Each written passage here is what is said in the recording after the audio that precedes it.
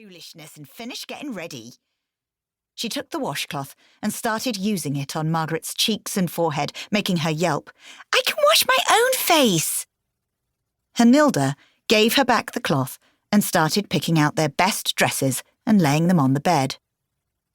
Louisa had managed to prevent any suitors from choosing her by behaving badly, scowling at them, crossing her eyes, and generally saying and doing anything that might make a man not choose her for his wife when her aunt and uncle weren't looking.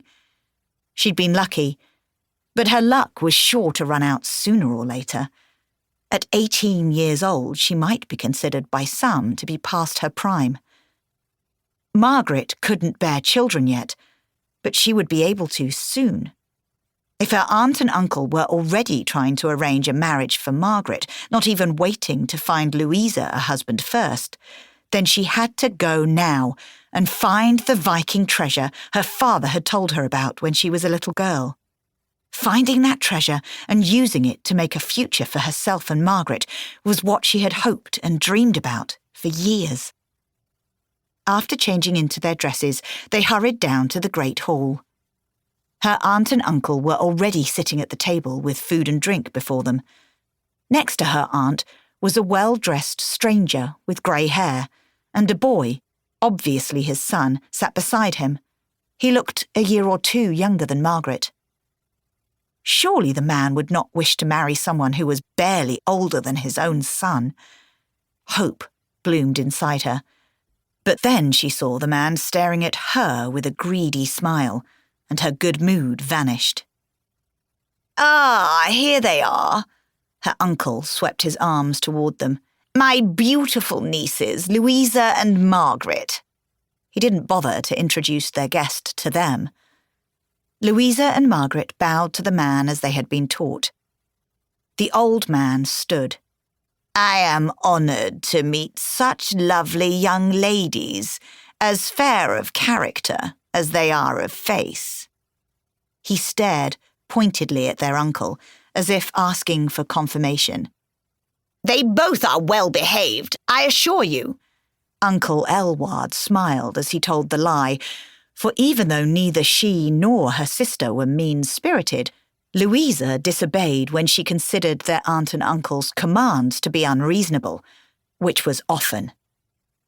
Judging by the look of the would-be suitor's clothing, he was rather wealthy, but would he be willing to pay the price her uncle wanted for her? Uncle Elward was from a noble family, though he had no title himself, and so was her aunt, who was Louisa's mother's sister. When father and mother died of the same fever 5 days apart, Uncle Elward had taken over the lordship of her father's manor house and the land attached to it. Louisa had spent her early childhood at Maidstone Manor before her parents' deaths. Then they had to move to Reedbrake, her uncle's manor house. Along with the land and house, her uncle received rent and taxes from all her father's tenants, as well as his own tenants, so they were not poor. But her uncle was always eager to acquire more, for he dearly loved to spend his days eating and drinking, and her aunt loved buying expensive clothing for herself.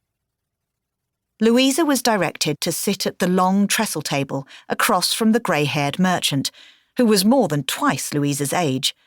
Margaret was next to her. Are they not comely girls? Her uncle said, nudging the merchant's shoulder with the back of his wrist and grinning. Louisa felt sick, as their guest gazed first at Louisa, then at Margaret. But then his eyes came back to rest on Louisa, and he seemed to be studying her. Her uncle was focused on his food and used his fingers to bring a chunk of pheasant to his greasy lips, and while he was not paying attention to her, Louisa scowled her most disdainful and angry scowl at the merchant. The man stared back, but as she continued to scowl at him, he started to appear ill at ease and looked over at her uncle.